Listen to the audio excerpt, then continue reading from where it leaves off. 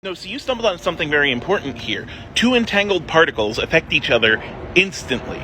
Instantly, as in without time passing.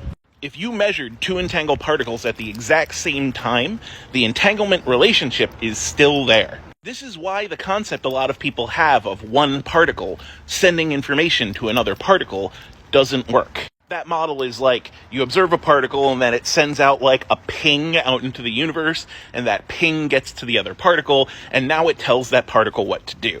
And if you use this model, it sure does look like something is moving faster than light. But what does traveling even mean in this context? Well, when you move, you cover a certain distance over a certain time. That is your speed. That's how we measure velocity in meters per second. Now, if you were to send a signal anywhere in the universe, that signal would travel at a certain speed. It would cover a certain distance in a certain amount of time. The fastest of which, according to relativity, is the speed of light. Approximately 300 million meters per second, rounded up. Now, that velocity still has a distance component, the 300 million meters, and a time component, 1 second. Entanglement happens instantly, so the seconds are 0, which means you're dividing by 0, and that's a problem. One of the fundamental assumptions of physics is that the whole universe can be described as a coordinate system. You could describe your position in space using 3 numbers, x, y, and z, length, width, height, and your position in time with one other number. Now, if something is at the same time coordinate, but at 2 different spatial coordinates, that doesn't mean it moved from one coordinate to another in 0 time.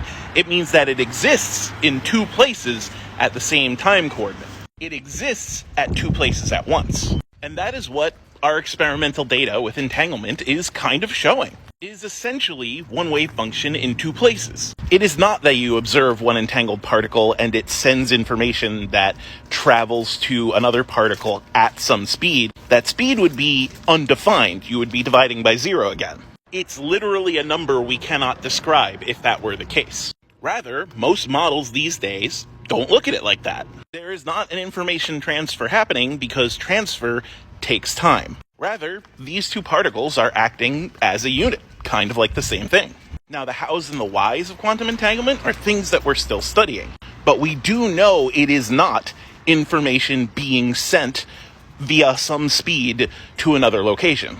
Because a speed is a distance over a time, and entanglement operates independent of time.